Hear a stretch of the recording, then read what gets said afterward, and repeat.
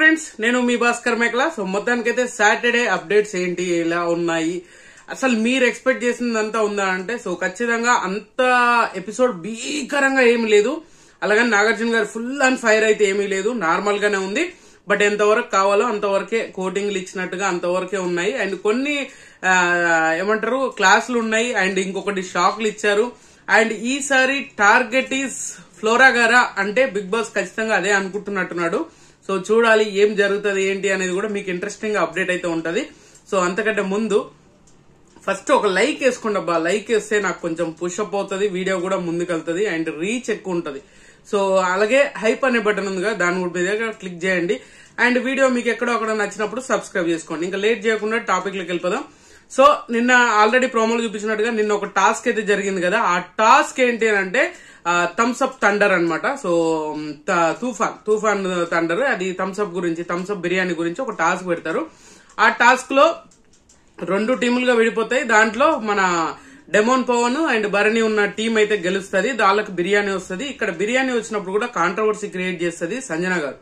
So అక్కడ ఏంటంటే ఆమె ఫుడ్ తింటుంటే లాక్కున్నాడు అనే టాపిక్ మీద. అండ్ ఇంకొకటి ఏంటంటే చాలా పెద్ద ఎలిగేషన్ అయితే వేసింది. ఈ ఎలిగేషన్ గురించి ఖచ్చితంగా మనోడు అన్నాడంట, అది సిగ్గు లేదా అని చెప్పేసి ఏదో మాట అన్నాడంట. ఈ ఎలివేషన్ ఇది మాత్రం ఖచ్చితంగా టెలికాస్ట్ చేసి అది రియల్ గా అంటే మాత్రం ఖచ్చితంగా పెద్ద బ్లండర్ అయిపోతుంది. అన్ని రోజులు కాపాడుకుంటూ వచ్చిన భరణి సో ఒక్కసారిగా ఆ మాట అన్నాడా లేదా అనేది హౌస్ లో అందరికి షాక్ లాగా ఉంటది అనమాట. సో మనోడు అన్నాడా కానీ, ఎందుకనంటే ఆ గుడ్లు తినే విషయంలో ఏదో ఇష్యూ అయిందంట, దాని మీద సిగ్గు లేదా అనే మాట అయితే యూజ్ చేశాడు అని అంట. సో అందుకని ఈమె తినను అని. అసలు గెలిచిన టీం ఆల్మోస్ట్ వాళ్లే చేసుకోవాలి, వాళ్ళు సెలబ్రేట్ చేసుకోవాల్సిన సిచ్యువేషన్ లో ఉన్నప్పుడు ఇక్కడ సంజన గారు ఏంటంటే కావాల్సుకొని ఒక పాయింట్ ఆఫ్ వ్యూలో ఒక సపరేట్ గా ఈమెకంటే ఒక క్లారిటీ మెయింటైన్ చేద్దాము అని అనుకోని కంటెంట్ కోసం పదే అదే రిపీటెడ్ గా చేస్తుంటే ఆడియన్స్ కి ఇరిటేషన్ వస్తుంది. సో అది నచ్చలేదు. బట్ దీని మీద కూడా క్లారిటీ అయితే మీకు ఎపిసోడ్ చూసినాక చాలా క్లారిటీ వస్తుంది, బట్ నేను చెప్పడం కాదు. సో ఇంకా నాగార్జున గారిది ఆల్మోస్ట్ ఇంకా ఏమేమి అప్డేట్స్ ఉన్నాయంటే హౌస్ లో ఒక gold star, silver star and black star. So ఇలా 3 స్టార్లుగా డివైడ్ చేశారు అని అంట మనకు తెలిసిన ఇన్ఫో ప్రకారంగా. ఆ 3 స్టార్లు ఏంటి అని అంటే గోల్డ్ స్టార్ అండ్ బాగా ఆడిన వాళ్ళకి బాగా సిచ్యువేషన్ అంటే entertainment wise, task wise house harmony బాగున్నది, అందరూ మెచ్చుకోదగ్గ వాళ్ళని గోల్డ్ స్టార్ గా ఇస్తారంట. ఆ గోల్డ్ స్టార్ గా ఇచ్చింది Emmanuel, Kalyan and Ramu Rathod. So captain అయిన రాము రాథోడ్ కూడా, సో మనోడికి కూడా గోల్డ్ స్టార్ ఇచ్చారంట 3 స్టార్లుగా. సో తర్వాత వచ్చేసరికి సిల్వర్ స్టార్ కోసం చాలా మంది అడిగారు, చాలా మంది చేశారు అంట. దాంట్లో కూడా తనుజాకి, దివ్యాకి ఎవరికి వచ్చింది అని చెప్పేసి అన్నారు. బట్ బ్లాక్ స్టార్ వచ్చింది కదా, బ్లాక్ స్టార్ అండ్ ఫ్లోరాకి అండ్ సంజనాకి వీళ్ళిద్దరికి ఇచ్చారంట. సో ఇది చాలా అంటే చాలా దారుణాలు ఏం జరగలేదు. సో వీళ్ళిద్దరికి ఎందుకు ఇచ్చారు? అండ్ ఈసారి ఖచ్చితంగా ఫ్లోరా గారిని టార్గెట్ చేశాడు బిగ్ బాస్. ఖచ్చితంగా హౌస్ నుంచి పంపించేస్తారేమో, మరి ఏం జరుగుతుంది ఏంటి అనేది తెలియదు. కానీ మొత్తానికి ఫ్లోరా గారికి అయితే ఒక షాకింగ్ అప్డేట్ అయితే ఉంది, అది కొద్దిగా వెయిట్ చేయండి, అది కూడా రివీల్ చేస్తాను. సో బ్లాక్ స్టార్ గా వీళ్ళిద్దరికి ఇచ్చారు, బ్లాక్ స్టార్ గా ఇచ్చారు అండ్ బాగానే ఉంది. అండ్ ఈ టాపిక్ ల మీదనే కొన్ని వీడియోస్ అయితే ప్లే చేశారు. అండ్ ఏంటి అంటే ఆ పోప్ మ్యాటర్ ఒకటి, ఆ పోపుల డబ్బాలో పోపు వేశారు కదా, ఆ పోపు గురించి ఒక ఇష్యూ అయింది. ఆ ఇష్యూలో ఆ దివ్యాన్ని లేపి అడగడము, అది ఫుడ్ మానిటర్ గా తన్ని అడగడము, ఇలా కొన్ని విషయాలు అప్రిషియేట్ కూడా చేశారంట. తనుజకి కూడా మన ఏదైతే కళ్యాణ్ విషయంలో అప్రిషియేషన్ అయితే వచ్చింది. కళ్యాణ్ ని ఓడిపోయినప్పుడు కన్సోల్ చేసినప్పుడు కొంచెం అలాంటి ఆ కన్సోలింగ్ చూసి ఖచ్చితంగా ఆమెను అప్రిషియేట్ అయితే క్లాప్స్ కొట్టించారు అని చెప్పేసి మనకు వచ్చిన ఇన్ఫో. అండ్ ఇంకొకటి ఏంటంటే ఈ స్టార్స్ ఇచ్చడం వల్ల ఏమైనా బెనిఫిట్ ఉందంటే ఖచ్చితంగా ఈ స్టార్స్ ఇవ్వడం వల్ల ఒక బెనిఫిట్ అయితే పెట్టబోతున్నాడు. అండ్ కొందరికి పనిష్మెంట్లు కూడా ఇవ్వబోతున్నారు. ఆ పనిష్మెంట్ల కంటే ముందు ఈ ఎగ్స్ దొంగతనం చేసినందుకు అందరికీ బాగా పీకల్లో కోపంగా ఉంది కదా, ఈ ఎగ్స్ గురించి వీడియో ప్లే చేశారు అంట. ప్లే చేసినాక సంజన గారి మీద గట్టిగానే క్లాస్ పీకాడంట. ఆల్రెడీ ప్రీవియస్ కూడా చెప్పారు, కొంచెం చేస్తే బాగుంటది, మరీ అతిగా చేస్తే బాగోదు, ఇరిటేషన్ వచ్చేస్తుంది అని కూడా క్లారిటీగా చెప్పాడు లాస్ట్ టైం. అయినా కూడా ఏదో విషయంలో ఫుటేజ్ కోసం అని చెప్పేసి, ఏదో విషయంలో ఈమె స్క్రీన్ స్పేస్ గ్రాఫ్ చేయాలని చెప్పేసి ఈ సిచ్యువేషన్స్ అన్ని క్రియేట్ చేయగలుగుతుంది. క్రియేట్ చేసినప్పుడు ఆటోమేటిక్ గా కొంత ఇరిటేషన్ అనేది వస్తుంది. సో ఇక్కడ ఏంటి అంటే ఈ దొంగతనం చేసింది కదా కెప్టెన్ గా రాము రాథోడ్, రాముకి పవర్ ఇస్తాడు, నువ్వు ఏం పనిష్మెంట్ ఇస్తావు అని అంటే సార్ 1 వీక్ కంప్లీట్ గా జైల్లో వేద్దాం సార్ అంటే లేదు అది జైల్లో వేయడం అనేది అంత చిన్న పనిష్మెంట్ అవసరం లేదు, ఇంకా ఏదైనా కొత్తగా ఉండాలి అని చెప్పేసి అన్నప్పుడు నాగార్జున గారు తీసుకెళ్లి డైరెక్ట్ గా ఈమెను ఓనర్స్ నుంచి డైరెక్ట్ గా టెనెంట్ లోకి వేస్తాడు. సో టెనెంట్లకి ఏగానే షాక్ లో ఉంటారు అందరూ, ఎందుకంటే టెనెంట్ లో ఫుడ్ విషయం గానీ ఏదైనా కంట్రోల్ గా ఉండడం, వాళ్ళు కంట్రోల్ కమాండింగ్ చేయడం లేదు అని అంటే మళ్ళీ మొదటికి వచ్చేసి వీళ్ళు కామన్ గా చేస్తే ఎవడేం చేయలేరు అనుకోండి. ఓనర్స్ కి టెనెంట్స్ కి డిఫరెన్స్ లేకుండా ఉంటే ఏం చేయలేదు. సో సంజన గారిని టెనెంట్ లో వేస్తారు. అండ్ టెనెంట్ లో నుంచి ఒకరిని ఓనర్స్ దాంట్లో వేయాలి కదా, అది ఎవరిని వేస్తారు అని చెప్పేసి అందరికీ ఉంది కదా. సో మన జెంటిల్ మ్యాన్ అనమాట. సో జెంటిల్ మ్యాన్ ఎవరు, హరీష్ గారిని స్వాప్ చేసేసి ఓనర్స్ లోకి తీసుకుంటారంట. అందరూ కూడా యాక్సెప్ట్ చేస్తారంట ఆ ఓనర్స్ లోకి హరీష్ గారిని తీసుకోవడం అనేది.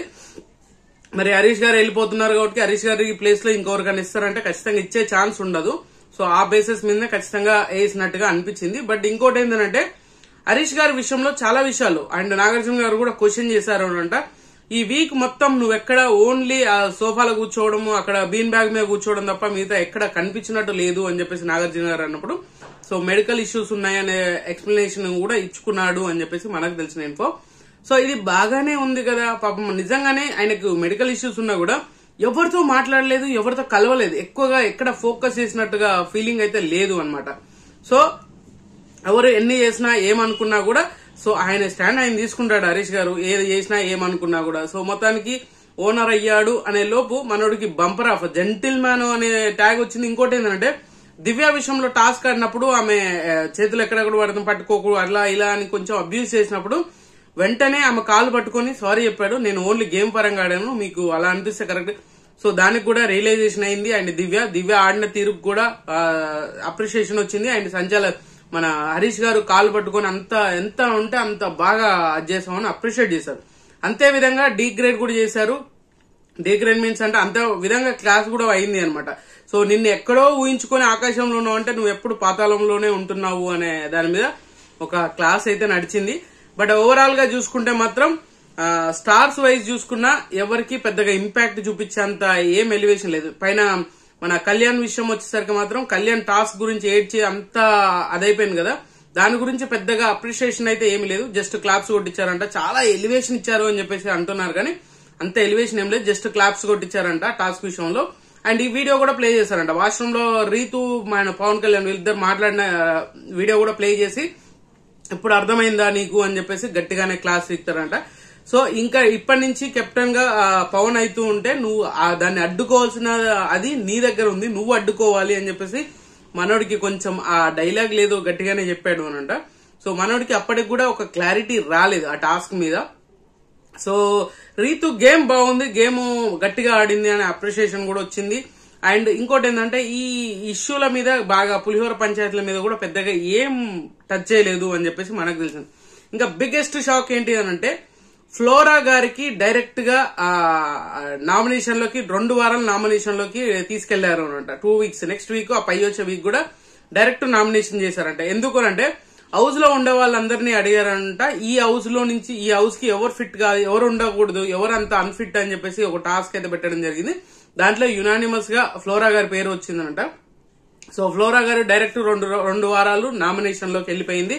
సో ఓవరాల్ గా అప్డేట్స్ అయితే ఇయ్యే, ఇంకా ఇంతకు మించి అప్డేట్స్ అయితే ఏం లేదు. డైరెక్ట్ నామినేషన్ లోకి 2 వారాలు వేయడం అనేది బిగ్ బాస్ ఇది మరి ఏ విధంగా చూస్తున్నాడో ఈసారి ఖచ్చితంగా పంపించాలని డిసైడ్ అయ్యిందా అంటే ఏమో చెప్పలేము. ఎందుకంటే వైల్డ్ కార్డ్స్ వస్తున్నాయి కదా, దాని ఇంపాక్ట్ ఏమైనా క్రియేట్ చేయడానికి డబుల్ ఎలిమినేషన్ చేసే ఛాన్సెస్ ఉండొచ్చేమో, అంతకు మించి ఇంకేం లేదు.